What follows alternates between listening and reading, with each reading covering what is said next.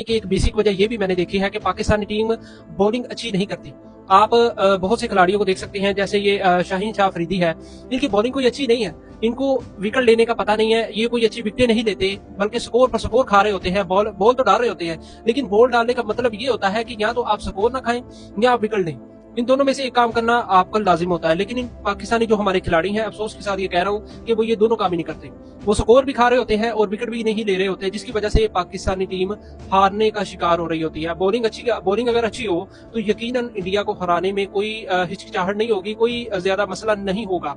लेकिन हमारे बॉलर ही बहुत सुस्त रफ्तार है, बॉलिंग डालते हैं वो, यानी आप कह लें कि इंडिया जो है वो बच्चे बच्चे टाइप के लोग हैं, और वो इनकी बॉलिंग पर ऐसे छक्के लगा रहे होते हैं जैसे कोई छोटा बच्चा नहीं बॉल करा रहा होता, जैसे उन्हें पता होता है कि ये अब बॉल डालेगा तो मैंने इसकी बॉल पर छक्का ही लगाना है। यानी आप कह लें कि अभिषेक शर्मा को ही देख लें, कोई इतना बड़ा खिलाड़ी नहीं लगता, बच्चा टाइप ही है, इतनी उम्र का भी नहीं है, ठीक है, इतना एक्सपीरियंस भी नजर नहीं आता। लेकिन आप देख लें कि उसकी बैटिंग को देखिए, कितनी अच्छी बैटिंग उसने की है, इतनी अच्छे उसने शॉट्स लगाए हैं। कैसे लगाए? क्योंकि उसे पता था कि इनकी बॉलिंग ऐसी है।